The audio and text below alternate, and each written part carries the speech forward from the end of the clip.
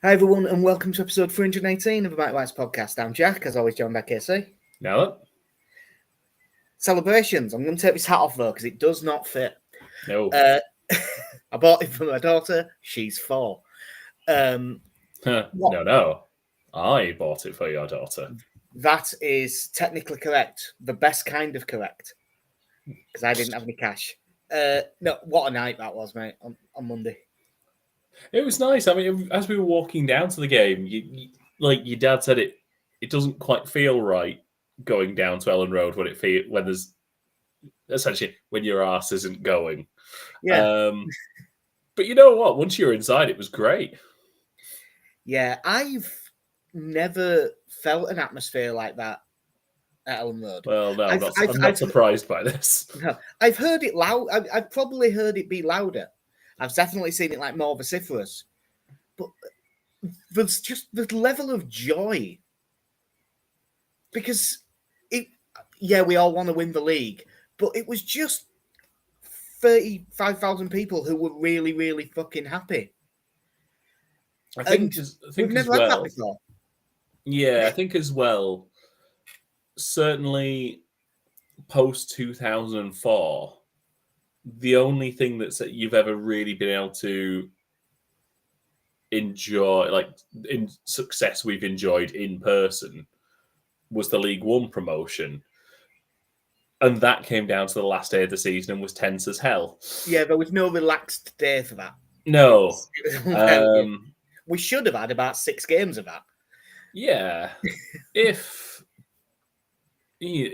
we'd have had...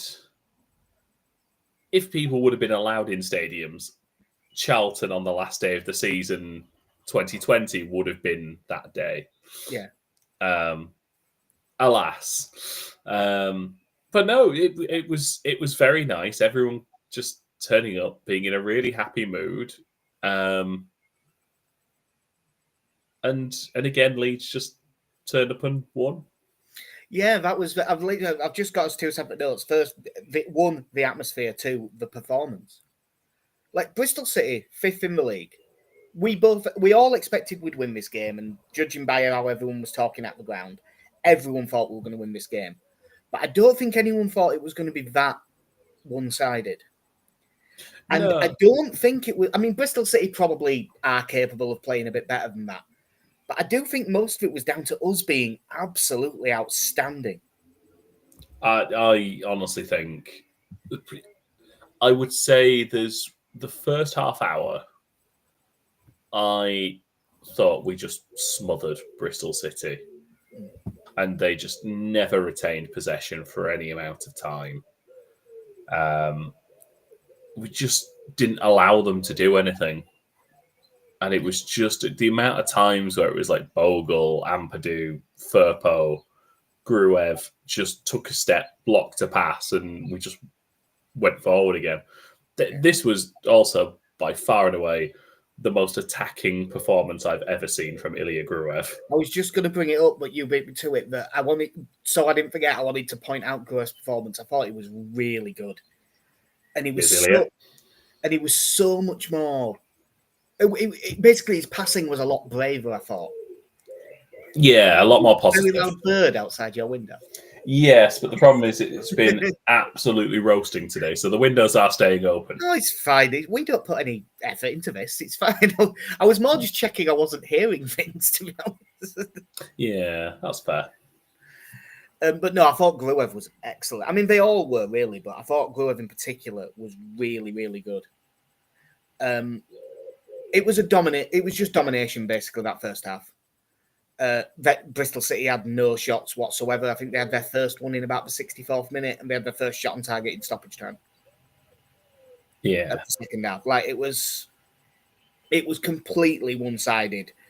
Like the only disappointment you could have taken out of that first half was that it was only 1-0. Another really good goal. Cross comes in, Tanaka heads it across, cleared back out to Solomon, and Tanaka peels off 4 yards at the far post. Solomon shifts it out of his feet. Not one Bristol City player has thought to look over their shoulder. Really good cross. Tanaka finishes it well. It's basically the goal that they scored against Middlesbrough Only this time there wasn't a lino to just decide it was offside when it wasn't. Yeah, Nonto scored one last week as well of just that curling ball into the back post. Yeah. No one's gone with him. I will say, I think it's a very good header because I think from where he actually makes contact, it's quite a narrow angle. The one that he heads back across beforehand. Yeah. But yeah, it was one of those things where it absolutely been coming. The game very much felt like, who's not scored in a while? Who can we give it to that's not scored yet? So there were quite a number of times we were in the penalty area, and it sort of felt like we were trying to force a pass to, like, basically try and get Brendan Aronson a goal at times. That's another one that I will mention. I mean, he still hit a couple of very weak shots, which were annoying, but I thought Brendan Aronson was pretty good in this game as well. His lovely little roulette. Yeah, that was brilliant to see. Where's that been? But 1-0 up. The other one, Tanaka had a header at the far post that in the ground, I said, that's either a bad header or a really narrow angle. And I've seen it back and it was a bad header. And Solomon got put through for a one-on-one by Gruev, and Max O'Leary made a really good save. I mean, I will mention now just because it happened right at the start of the second half. Max O'Leary also made a really good triple save to deny what it was a Firpo, then Nonto, then Bogle. It's weird in a 4-0 defeat that he was their man at match by an absolute mile. I mean, I really couldn't tell you anything any of their outfield players did of any note. No. There was just, again, like that first 35 minutes of the first half, I thought Solomon was having an absolutely storming game down the left-hand side. Yeah. Like I said, Brendan Aronson was doing well. And one, they just couldn't cope with us. And two, it's hard to remember any period of more than 15 seconds when they seem to hold on to the ball. No, the tackling was there, but we also I think they were a little bit lax in the passing, and we were so on it with interceptions that it just meant any time they tried to play any sort of aggressive pass, either a midfielder cut it out or one of Roden and Ampadu just stepped up and won it. It was a very aggressive line. Like there was one where Ampadu eventually gave away a free kick because he was basically the furthest player forward because he'd pressed him so far. And I think he realised it's easier for me to foul someone than to get someone to cover me. I'll just push him over at this point. But yeah, we were really aggressive in everything we did. And as the game went on, every game before promotion was sealed, everyone would have been sat there shitting themselves going, we desperately need a second here. Like, I know they haven't had a shot, but that first shot's going to go in.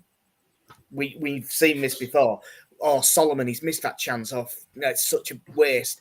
And in this game, it was just like, we'll get one. It'll come. And then everyone sings again. It was wonderful to see.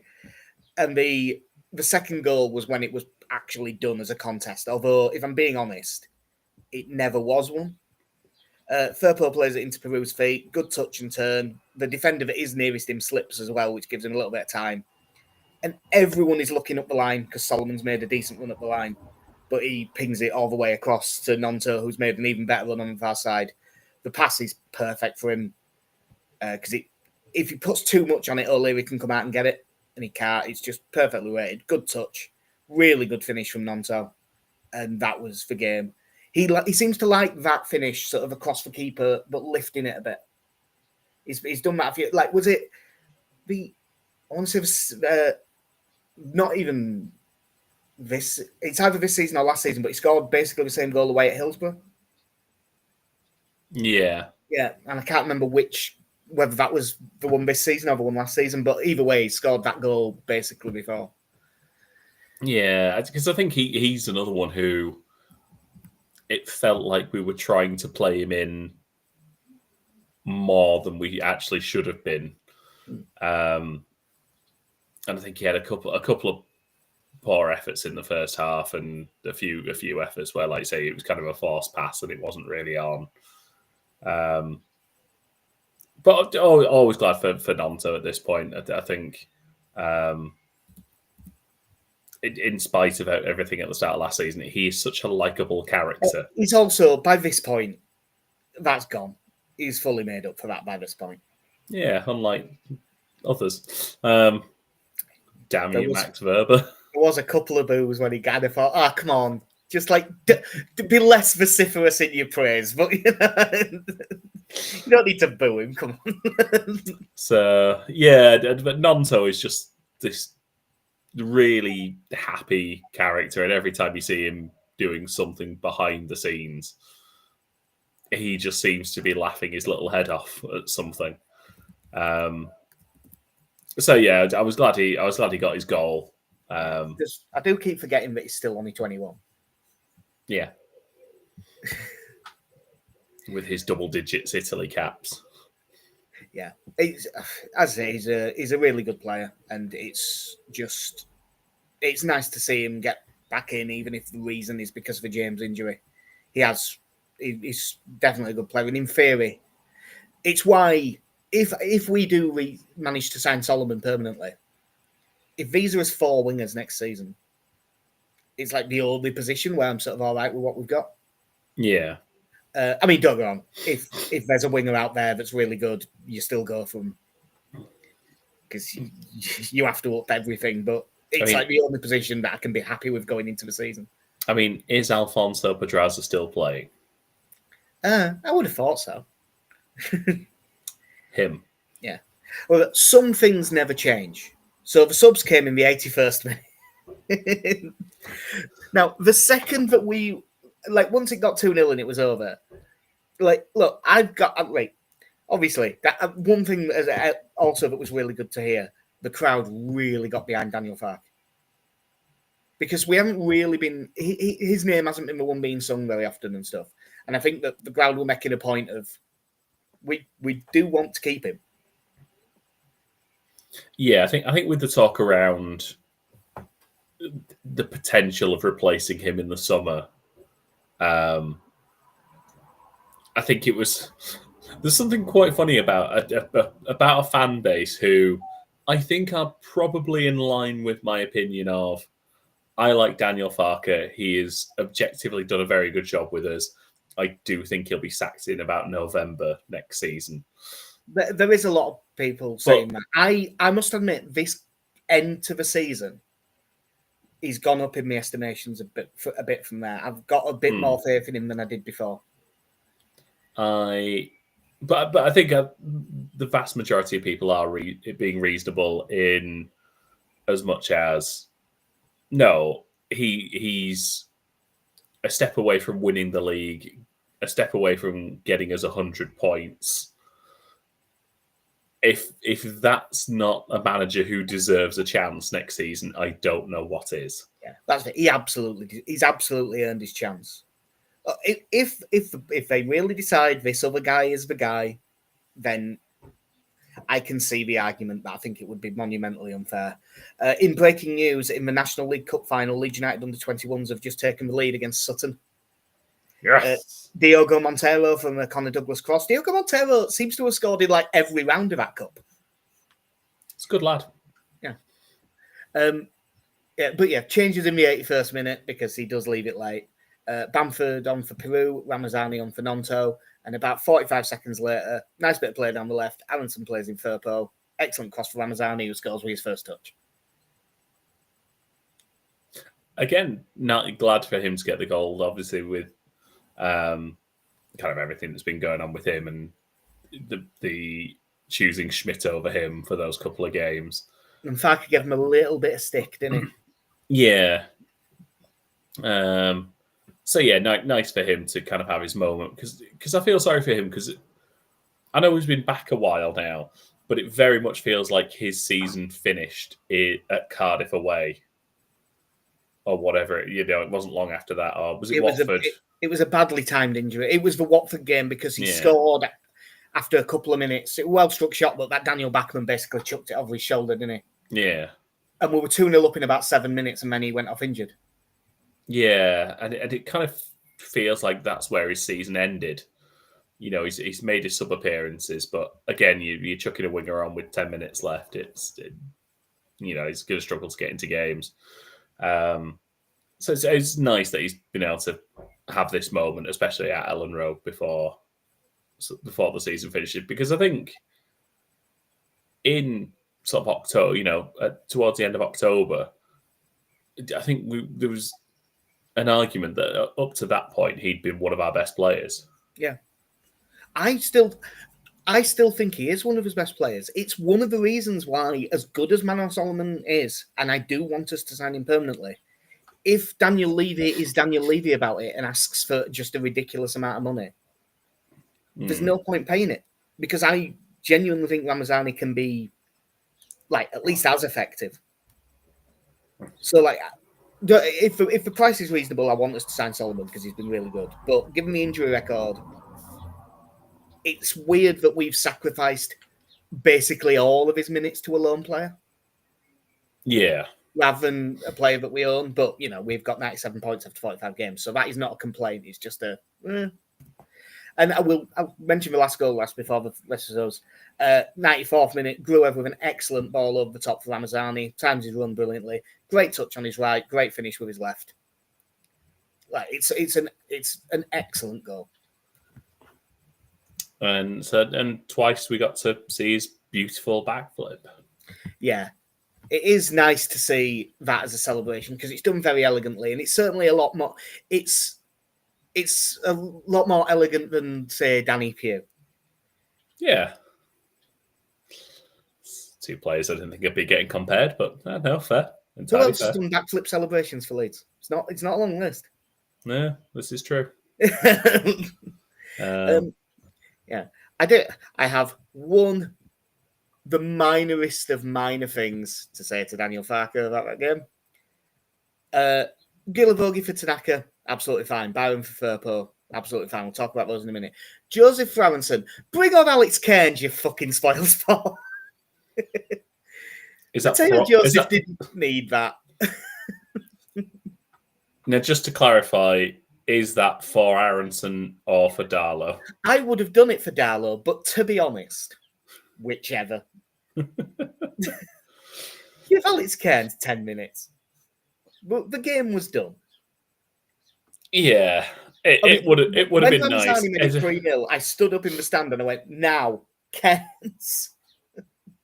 Yeah, bless him. I'm all for it. It's one of those where I assume if you're Bristol City, it feels somewhat disrespectful. Well, that's why he didn't do it. But I don't care about them. Yeah, I think for me the hope is that we have a very comfortable halftime lead on Saturday, and then you can bring him on at halftime, and it feels a little bit less disrespectful that way. See, I don't think he'll even be on the bench at Plymouth because he will go back to one goalkeeper because it's weird to have seen two goalkeepers. I'm assuming that the Schmidt dropping out was late notice. So that's probably why. And also, Sam Chambers wasn't in great nick, and they probably didn't want to stick an extra under 21 on the bench because they're all playing in and admittedly one no one cares about, but a cup final today. Yeah. So in Sutton. Like, for instance, James DeBayo wasn't there, was he, when his name got read out? No, it was very odd that his name was read out. Yeah. I'd like to say it was because of this, but Harry Gray is starting this game. Oh, is Harry Gray there? Yeah, so that's not why. But no, the other two subs I wanted to leave till last because there's sort of a thing to talk about. First one, Giovogi on for Tanaka. I'm really glad that he brought on Giovogi to have a last game at Elland Road because you have to assume that's it. But I can't really see a world in which he gets a contract for next season. No. Again, clearly well liked by a lot of the squad. Yeah, he appears to have been a good person to have around. Yeah. When we were really struggling with injuries, him getting 10, 15 minutes and often less at the end of games worked fine. But it does appear that he's done more for just being around the training ground and being around the young players. Yeah, and I suppose when you look at the makeup of our squad, there's not many of those senior pros there. It is quite a young squad in that regard. So, having like him, Byram, as kind of the two elders. Yeah. Even though Sam Byram doesn't look like an elder. Yeah. It's weird because this should have happened to Sam Byram a decade ago or more. But he's the other one that came on for Thurpo. And this one's the one that's more of a question. Will that be his last game at Elland Road for Leeds? I mean, there does seem to be, and this is going full Leeds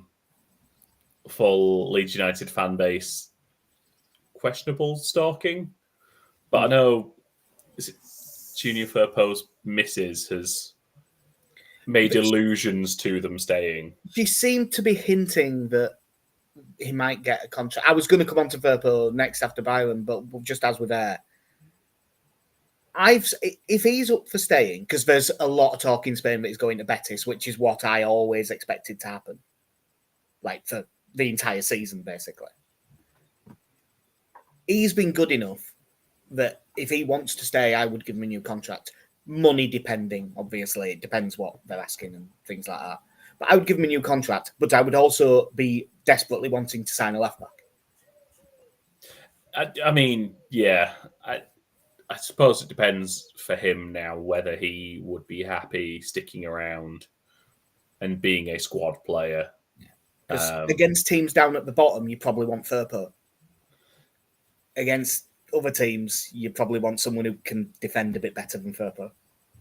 Yeah, it's something I think we'll probably come on to it more in the summer once we start looking at rumours and things like that. I'm going to choose to ignore most of them.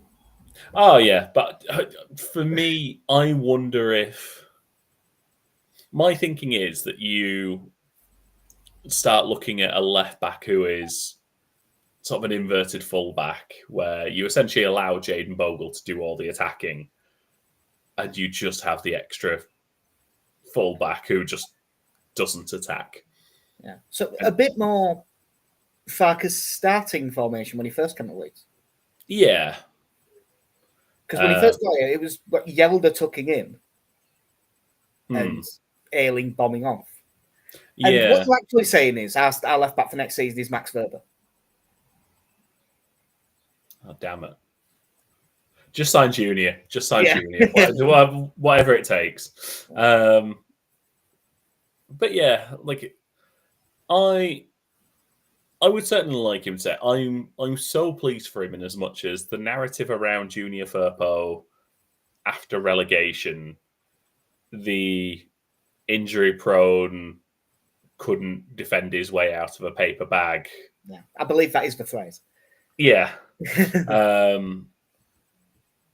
And look, I think we can all appreciate that Junior Firpo is what they call the modern breed of wing back.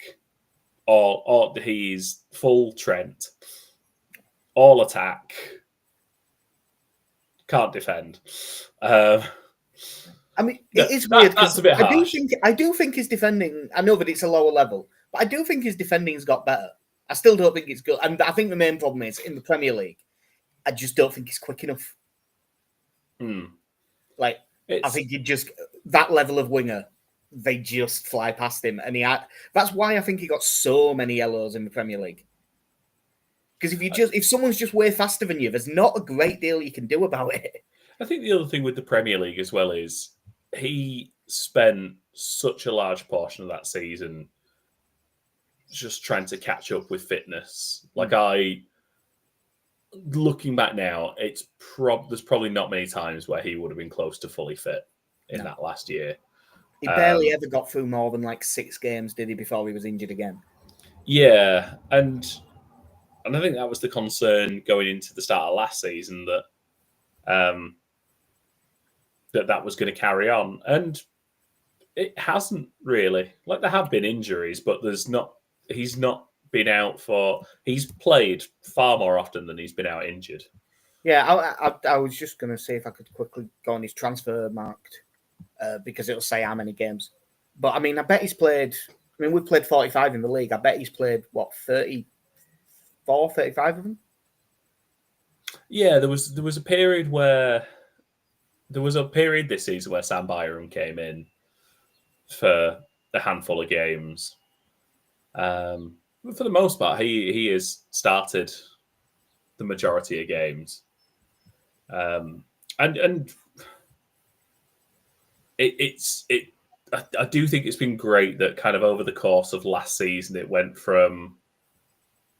I certainly think there was a point where the Junior Firpo song was sung with a bit of irony. Certainly, you've seen Firpo now fuck off home. Yeah, it was definitely ironic. It's 32 appearances in the league this season. 4 goals, 10 assists. He's also had a suspension in there, hasn't he? Yeah, he got banned for 3 games when he didn't actually get sent off, but he got banned for that thing that he did at Millwall, didn't he? Oh yeah.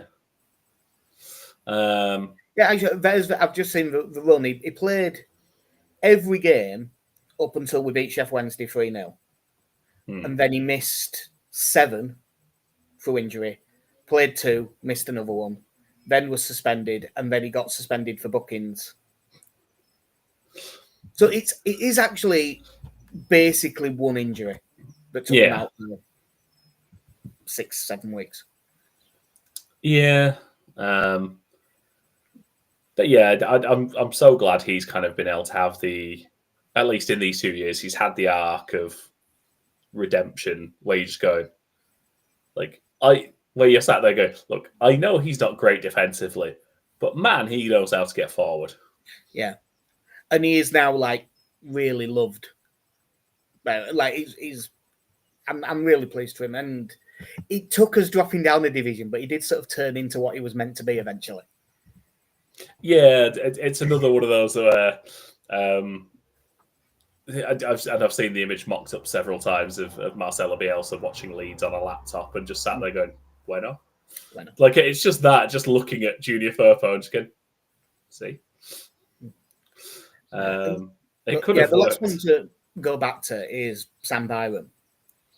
I think Sam Byram will get another year. I'm assuming he isn't going to ask for daft money. Probably what he's on now plus whatever the promotion wage rise would be if it was a contract. Another 1-year deal. You need to have a certain number of players that came through your academy for squad registration stuff, which he is. It's like the senior leadership group of him and Alex Cairns. Yeah, same with Alex Cairns. But I don't think Byram, like in an ideal world, if he does sign a new contract, he barely plays next year. Like, you wouldn't want to be relying on him, but he's basically managed to stay fit the vast majority of the season, which is always the biggest concern with him. Whenever he's come in, he's done well. Like, you don't want him to be someone that you're relying on in the Premier League. But I think he will get another year just as a backup player. And then probably at the end of that year, if you've stayed up, you're then bringing in more players. And by then, all right, it's probably time. Yeah, I think it makes all the sense in the world. Keeping Sam Byram on another year is not going to affect us to any great extent financially. And again, like I say, at the moment, we don't have that many experienced players. And he does have Premier League experience as well. So I think he will be a very good person to keep around the place.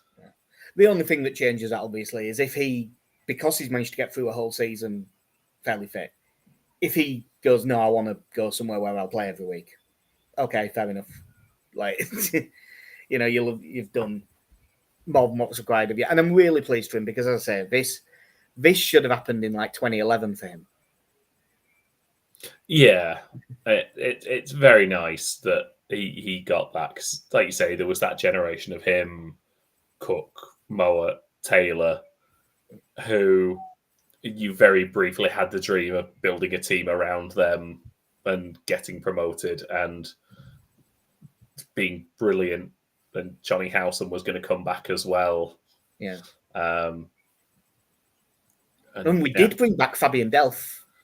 Yeah, that ill-fated loan spell of 3 games, Aston Villa sent him back. You know, we need to build up his fitness. No, he's broken again. Yeah. But yeah, so it's really nice that he's got that from.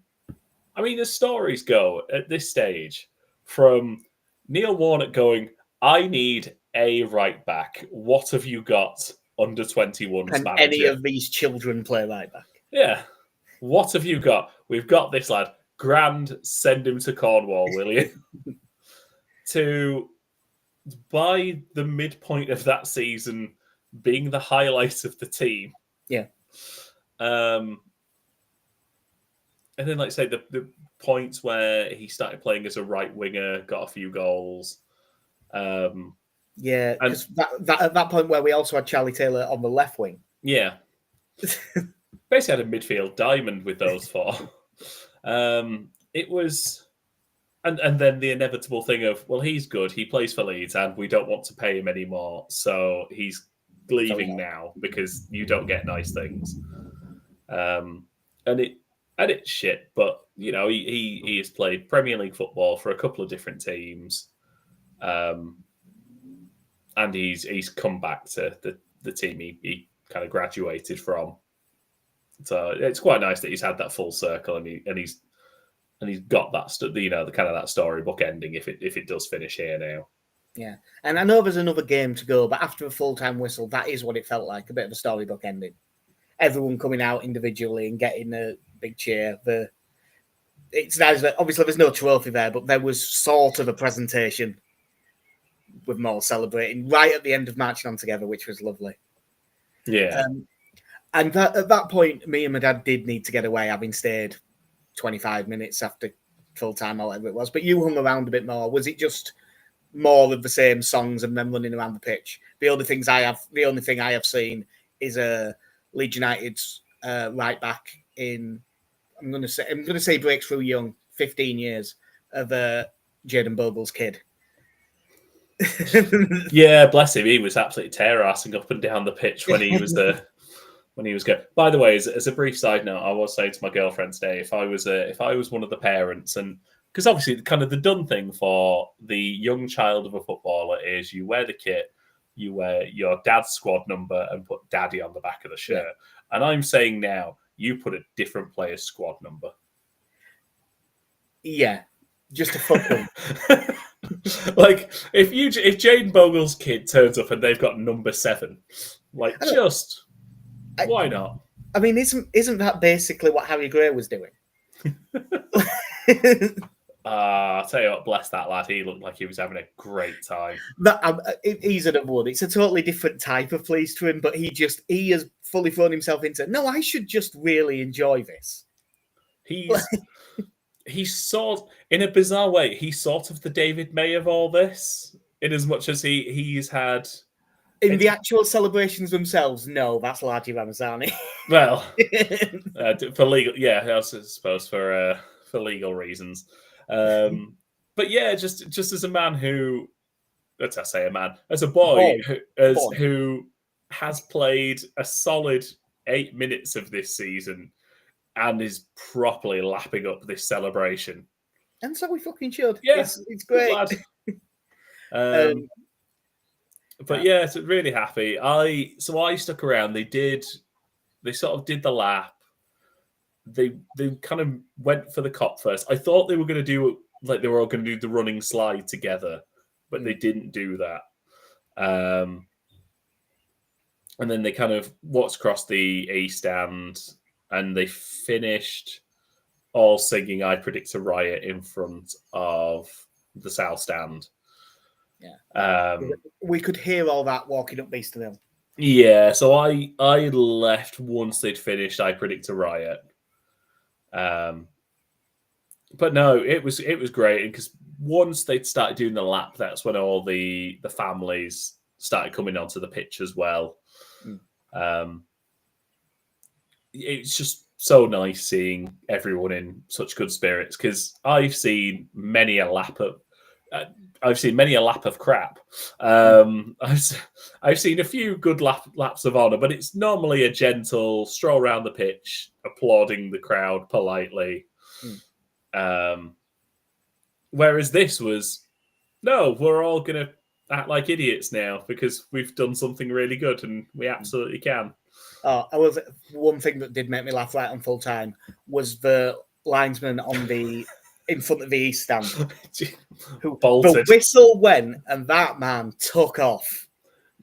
I'm saying now, I don't think the whistle had gone, and he was a third of the way across the pitch. Took off across the pitch, expecting a pitch invasion that was never coming. We've been promoted a week and we hadn't won the league. If Burnley had got beat on Saturday, and then we'd won tonight, there probably would have been. But it's not what it's going to happen. I suppose there's one bit of news to talk about before we get into the Plymouth game, because we should get it all in now, because the only other time we could do a podcast is late-ish Friday. Yeah. And with the game being 12:30 on Saturday, we'll just do it today. The mock-ups of the stadium expansion look nice. Yeah. As you pointed out on the .wav file that was looping outside the ground, the LFC stadium. Yeah, and I mean you can tell that it's the same architects. But yeah, it looks nice. It still looks like a stadium that has a bit of character to it. Yeah, it's not a bowl. Yeah, it's more of a gravy jug. Boat. Yeah. Don't think it'll float. No, it definitely looks good. And anyway, you can cock it up, check it out. I could get it out to see. Thank you. Joke for 4 people there. Yeah, as always with stadium stuff, I'll believe it when I say it. But it's absolutely a necessity if the club wants to progress and actually be established in the Premier League, and preferably long term, you would say you have to be established as a top half of the Premier League club, and you need a bigger stadium for that, really, because you need the income. As boring as it is to talk about the money. So Saturday, we'll briefly talk about Burnley first, because they're at home to Millwall. Now, I don't think for a second Millwall are going to get anything. But Millwall are only outside the playoffs and goal difference. So if nothing else, they're going to be well up for it. The main reason is I can't see a world where Millwall score more than 1 goal. And I just can't see them keeping Burnley to 1 or fewer. Yeah. Yeah, the only thing is, I suppose Millwall are still pushing for the playoffs. So they very much have matters more to Millwall to get in the playoffs, really, than Burnley trying to win the league does, in terms of actual effect on the club. It's a bigger game for Millwall than it is for Burnley. It's very much becoming a collection of teams I really dislike for some reason, the playoff teams. Like obviously Sheffield United, the obvious one. Coventry are there or thereabouts. For whatever reason, I don't know why I've started to dislike Sunderland as much as I have. But I have Bristol City. I have no issue with, and God bless them. They are a lovely set of lads. If I had to, and you know what? Just while I remember, big shout out to the 2 lads who were dancing back and forth in the away end when I don't know why they stuck around as long as they did, but fair play, they were enjoying themselves. I did notice because there was 30 of them that were hanging around. I did notice a few of them singing Marching On Together, so I think some of them were just Leeds fans that were in the Bristol City end. But I don't think that's what the ones dancing around were. I think they were just they probably from Bristol, but students in Leeds. Yeah. So they're we'll hang around. We'll see them celebrate and stuff and have fun. Yeah, they had a wonderful evening. But yeah, it's very half-time 1-0 Leeds in the National League Cup final. Good lads. Yeah, it's very much a case of just go beat Plymouth. Yeah. And for the most part, I think we will. They are now down and they've been quite unlucky with that because they won 3 of their last 5 against good teams. I've got a thing here. They have won 4 of their last 6 games. And they are just monumentally unlucky that everyone else has. Because everyone down there is on really good form now. If you only, and I know that you can't do this and it's not this simple, but if you only count from when Milan Muslic took over at Plymouth for 12th. So it is, all of the blame is split directly between Wayne Rooney and whoever hired Wayne Rooney. It's one of those things where I'm so happy that generally those of us that vaguely follow the Championship, because I can't say I'm an expert on the Championship. We are a Championship team. I know about us, and I have a vague understanding of how the hierarchy of teams. Having just escaped relegation last year, the notion to hire someone with very limited experience in this division, who basically who the season before had led a team towards relegation before getting sacked. A team that he took over in 5th place. Yeah. Was absolutely astonishing. Like, it very much felt like he's a big name. Yeah. The players will respect him. Oh, he was a hell of a footballer. That's... Like, there was a story that he interviewed really well and stuff. And, yeah, maybe he did, but there's just... All the evidence points to him not being very good at this. If he'd have stopped after Derby, you'd have thought, he's actually done quite a good job there, given the circumstances. Yeah, I know that they've ended up going down, but they had a big points deduction. He's done okay. But it was just... Because I don't think he did particularly well at DC United either, did he? No, he missed out on the playoffs there. Yeah, and I think if you look at how frequently he's appearing in the media now, a move away from management is very much on the cards. Yeah. Unless Saudi Arabia comes calling, then I can see that changing his mind. But he's very much letting down the golden generation that's managing in the Championship at the moment. But I'd say it's. I'm just going to say the owner, because that's who I'm assuming hired him. I actually, if I was a Plymouth fan, I'd be more mad at them than Rooney, because everyone said, "Why the hell are you hiring him?" It's not hindsight; everyone knew at the time. Be a fun weekend away for everyone that's going. I am a bit jealous. I wish I was, but it's just not feasible. They are technically not relegated yet, but they're 3 points from safety and 14 goals away. Yeah. It is dead, and Muslic has said the same in his when he's been talking to the press, saying, "Oh, it's done," which in theory means they might as well have a bit of a go. Yeah. And the other thing that I say now is, I don't know if they're going to do this. Like, I was looking at their usual team, but if I was in their shoes, if they've got any kids that they think are some good, there's no reason not to play them and have a look at them for next season. Yeah. I mean, when we got relegated from the Championship, that was like Fabian Delph's debut, wasn't it? And there was quite a few of them got thrown out there. Yeah. Rob Bailey made his debut. Rob Bailey got sent off. Yeah. And we never saw Rob Bailey again. So I've no idea what they're going to do, because they may as well do stuff like that. But they play a similar shape to Bristol City. 3 at the back with wing backs, 2 centre mids, 2 playing off the main striker. Depending on who they're playing, they sometimes play really wide or can play a bit more narrow as 10s. In the last couple of games, it's been Mohamed Tijani up front and Mustafa Bundu and Ryan Hardy playing off him. And Bundu, by all accounts, has been excellent lately. He's been by far their biggest threat. He's scored quite a few goals. He's set a few up. So he's probably the main one to watch out for. That would be the guy that you need to keep most of an eye on. Connor Hazard's a decent goalkeeper. The defenders I don't really know much about. Paulson, Katic and Pleguezuelo. But whenever I've seen Pleguezuelo, he's looked pretty crap. But I haven't seen loads.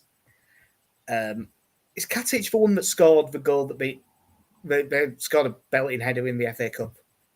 Was it to put them 1-0 up at Man I City? think it was, yeah.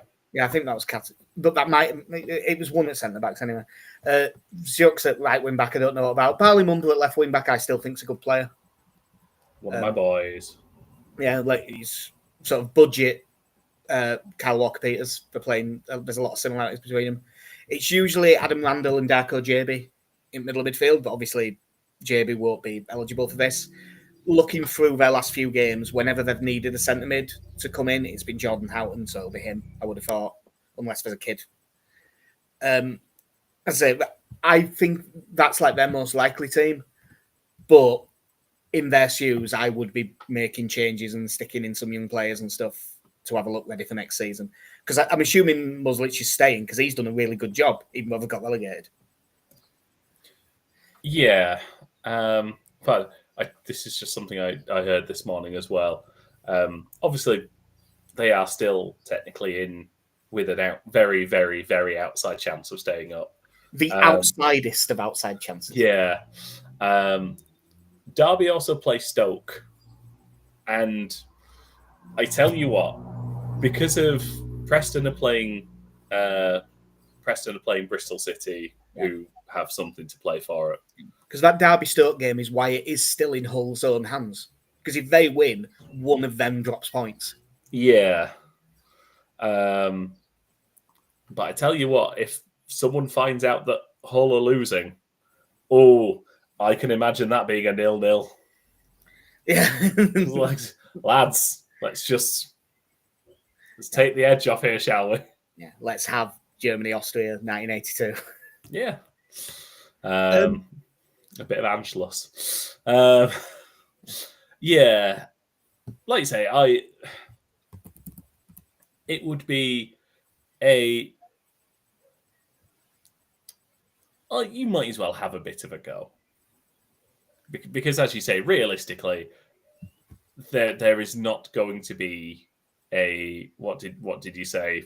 13 goals. They're 14 goals away. 14 goals. Need a 14 goals swing. Yeah. I'm saying it's unlikely.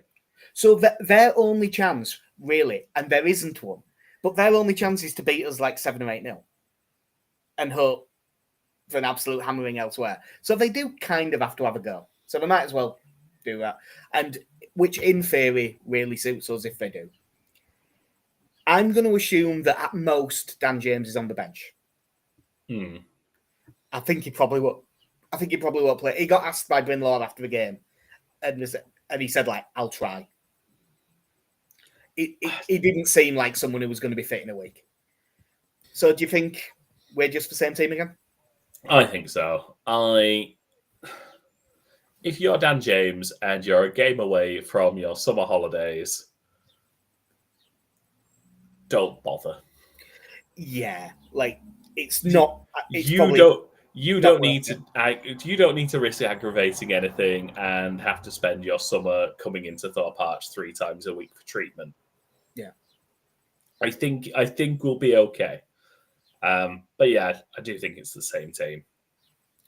Yeah, I think it's got to be. I have had my final pessimist bet of the season, which was Burnley for the title at 7-2, because Leeds are 5 on to win the title. Given how confident they were against Bristol City,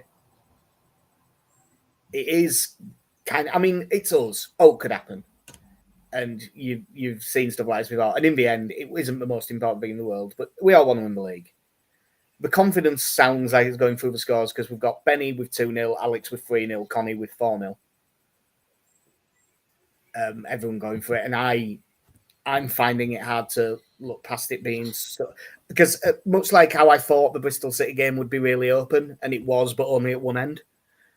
I think this will as well. So I'm going to say like 4-2 to Leeds. I'm going 5-0 win. Damn. I don't. It'd be less of a bold prediction if we hadn't scored 6 and 4 in the last 2 games. Yeah, 5. They'll be annoyed if they get 5 because they'll be 2 off 100 then. I might as well go for 7 then. Yeah, yeah. No, it was a jokey tweet, but anyone that is going down to Plymouth, be ready to like have a word with some Plymouth fans because there's a lot of them that aren't bothered about going to this game because they're down. So there might be some tickets in the home end going. So I just thought you meant just like if you're one of those people that's going down, keep an eye out. I thought you meant just to put a caring arm around them. Like, No, lads, we've been there. That's what, because they're already dead. Like, I think it'll be really friendly and everything. I think everyone will just have a drink and talk about football. And who's going to join in slagging off Wayne Rooney with the Plymouth fans more than us? Exactly. Yeah. So, yeah, that will do us for episode 318 of the Mike White's podcast. We will be, I mean, depending on how Saturday goes, we might be back fairly soon after it. We'll have to see what happens with timings and stuff. Yeah. Because you're coaching, aren't you? I am at a football tournament on Bridlington Beach. Yeah. As you do. So you'll just be keeping an eye on your phone then? Yeah. If an early elimination happens, oh no. Yeah. But no, we'll see. So yeah, we're backlit, but it'll be, and then we can get into the existential dread about relegation from the Premier League and how much it's going to financially ruin the club. So that'll be fun. I've been Jack. See ya. Okay, see you. Have a good one. We're going up as